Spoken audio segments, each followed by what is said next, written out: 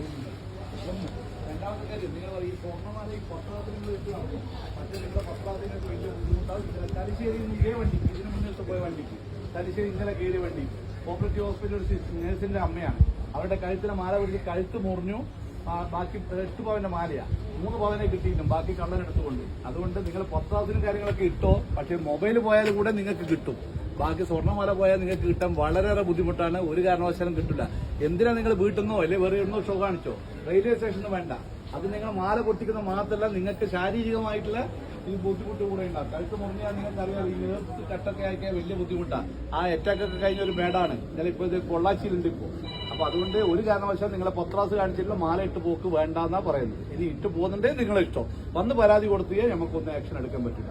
ഈ നിങ്ങൾക്ക് യാത്രയിൽ ഉപകരിക്കേണ്ട പല കാര്യങ്ങളും റെയിൽവേ ചെയ്തിട്ടുണ്ട്. നിങ്ങൾക്ക് എന്തെങ്കിലും ഒരു ആവശ്യം ഉണ്ടെങ്കിൽ തന്നെ ഇമ്മീഡിയറ്റ് 139 എന്ന് പറഞ്ഞ ടോൾ ഫ്രീ നമ്പർ ഉണ്ട്. കേൾക്കുന്നില്ല ലേഡീസ്? ഇപ്പൊ സ്ത്രീകൾക്കെതിരെയുള്ള പരാതികളൊക്കെ കുറെ കൂടി വരികയാണ്. നഗ്നത പ്രദർശിപ്പിക്കല്, ഫോട്ടോ എടുക്കല്. കഴിഞ്ഞ ആഴ്ച മലബാർ എക്സ്പ്രസിൽ 70 വയസ്സുള്ള ഒരു അമ്മമ്മേനാണ് ഒരു സ്കൂൾ മാഷ് പീഡിപ്പിച്ചത്. ഇവിടെ വെച്ച് തലശ്ശേരി കണ്ടുവന്ന ഒരു ലേഡി പുറത്തെടുത്തിട്ട് അതിനെ അടിക്കുമ്പോഴാണ് നമ്മൾ പിടിച്ചിരിക്കുന്നത്. അപ്പോ അതുകൊണ്ട് പ്രത്യേകം പറയുന്നത്, ഇങ്ങനെ എന്തെങ്കിലും ഒരു സംഭവം ഉണ്ടെങ്കിൽ നിങ്ങൾ വിളിക്കേണ്ട നമ്പറാണ്. ലേഡീസ് പ്രത്യേകം ശ്രദ്ധിക്കുക. ആർക്കെങ്കിലും ഈ കൂടിയിരുന്നോട്ടർക്ക് അറിയാം നമ്പർ അറിയാവാ? ടോൾ ഫ്രീ നമ്പർ ആർക്കും അറിയാവാ? വളരെ മോശം തോന്നുന്നത് 130. നമ്മൾ ദിവസവും തലശ്ശേരിന്നോ എല്ലാ സ്റ്റേഷനും ക്ലാസ് എടുത്ത് വെച്ചാൽ വിടുന്ന എല്ലാവരും. 139 എന്ന ടോൾ ഫ്രീ നമ്പറാണ്. ഡൽഹി 139. ഡൽഹിയിലായാലും രാജസ്ഥാനിലും UP-യിലായാലും ചെന്നൈയിലായാലും തലശ്ശേരിയായാലും മംഗലാപുരത്തായാലും ബാംഗ്ലൂരായാലും എവിടുന്നും ഫ്രീ നമ്പറാണ്. നിങ്ങൾക്ക് ഫ്രീ ആയിട്ട് വിളിക്കുക. എമർജൻസി ആയിട്ട് നമ്മൾ അടുത്ത സ്റ്റേഷനിലേക്ക് എത്തും. പക്ഷേ എങ്കിൽ അനാവശ്യമായിട്ട് എന്റെ ഷൂ പോയി, എന്റെ പഴയ ഡ്രസ്സ് പോയി എന്നിട്ട് ഒരു കാരണവശാലും വിളിക്കാൻ പാടില്ല. പല കുടുംബരും ഇപ്പൊ അങ്ങനെയാണ് പ്രവണതയുള്ളത്. അങ്ങനെ വിളിക്കുന്നുണ്ട്. അങ്ങനെ വിളിച്ചു കഴിഞ്ഞാൽ എന്താ പ്രശ്നം ചോദിച്ചാൽ നിങ്ങൾക്ക് 3ാമത്തെ പ്രാവശ്യം നമ്പർ ബ്ലോക്കായി പോകും. പിന്നെ 4ാമത്തെ പ്രാവശ്യം നിങ്ങൾ ഉച്ചവരെ ഉടവരെ പോകുമ്പോൾ നിങ്ങൾക്ക് നെഞ്ചുവേദനയോ ഏതെങ്കിലും അത്യാവശ്യ കാര്യങ്ങൾ എന്തെങ്കിലും അനുഭവപ്പെട്ടാൽ നിങ്ങൾക്ക് വിളിച്ചാൽ കിട്ടില്ല. അങ്ങനെയുള്ള അനുഭവങ്ങൾ യാത്രക്കാർക്കുണ്ട്. അതുകൊണ്ട് റെയിൽവേ ചെയ്യുന്ന നല്ല നല്ല കാര്യങ്ങളൊക്കെ വളരെ നല്ല രീതിയിൽ ഉപയോഗിക്കുക. ഇപ്പം തന്നെ ഇത്രയും കൂടിയിരുന്ന ആളുടെ വണ്ടി വരുന്ന വണ്ടിയുടെ തല കാണുമ്പോൾ തന്നെ നേരെ അങ്ങേ ഭാഗത്ത് പോകും. നമുക്കൊരു പേപ്പറും 10 മിനിറ്റ് പോകും. നിങ്ങൾ മനസ്സിലാക്കിക്കോ. അതായത് നമുക്കൊരു പേപ്പറും 10 മിനിറ്റ് ഈ പോസ്റ്റ് പട്ടത്തിന്റെ കാര്യങ്ങളൊക്കെ എഴുതലും അത് ബോഡി വീട്ടിൽ കൊണ്ടൊക്കെ ഇല്ലു. വീട്ടിലും കൂടി നമ്മൾ കൊണ്ടുപോയില്ല. അതിലും ബാക്കി ഹോസ്പിറ്റൽ അധികം കൊണ്ടുപോകും. അതുകൊണ്ട് അങ്ങനെയുള്ള മരണം നിങ്ങളെ മക്കളെയും നിങ്ങൾ ക്ഷണിച്ചു വരുത്തണ്ട. തിരിച്ചറിയാൻ പറ്റാത്ത ആർക്കും കാണുന്നുണ്ടെങ്കിൽ ഞാൻ മൊബൈലിൽ കാണിച്ചു തരാം. വളരെ വളരെ ദയനീയമായ സംഭവങ്ങളാണ് ഈ അടുത്ത കാലത്ത് നടന്നുകൊണ്ടിരിക്കുന്നത്.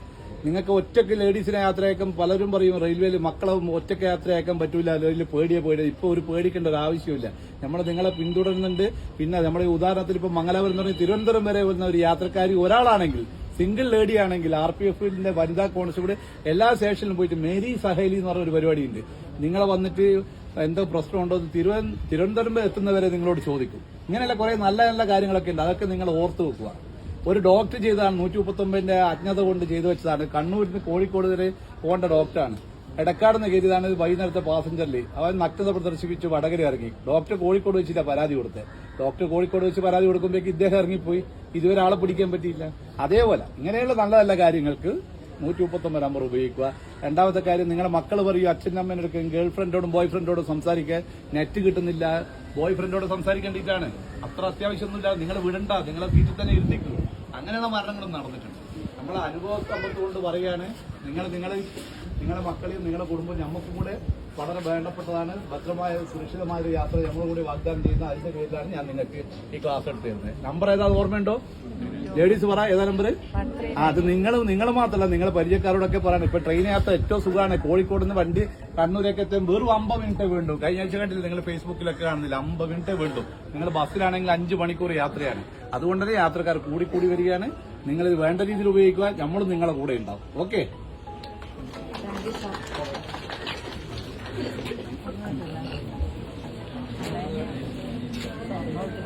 you.